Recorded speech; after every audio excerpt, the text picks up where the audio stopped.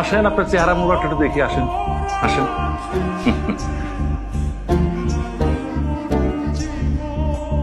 তুমি কখন আইছো? বাহ, সামনে পড়ে গেলাম, দেখে দিকে এটাছে কোন সময় আইছি। হ্যাঁ, খোঁজ খবর লইতেছে। 6টা মাস যে জেলখানায় আছিলাম, কই একবারও দেখবারও যাচ্ছে না। কামে আসছিলাম। বাবা, বহুত কামের মানুষ। হ্যাঁ, আরে আমার লেগে মানুষের তোরা ডন কয়, শত শত পোলা পাই তোর পিছে হাতে সালাম দেয়, আর আমারও দেখারই তোর সময় হয় না। বাহ, এখন যেটা কথা বাদ দিই।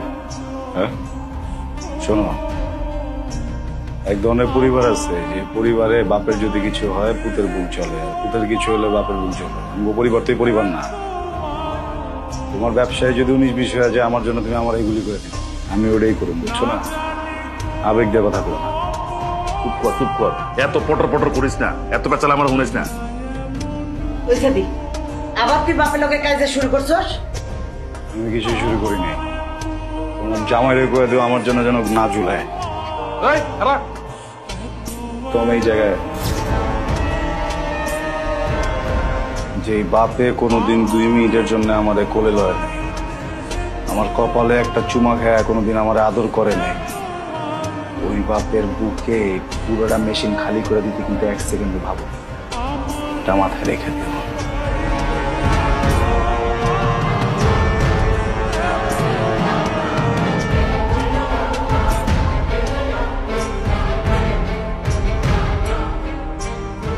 আরে রাখো রাখো, এটা আমারই ট্রেনিং দেওয়া, আমি তো শিখেছি। এত সুদা না গুলি চালায় দেওয়া, ঠেকাইলে গুলি চালান যায়, বহুত দেরি বহুত দেরি।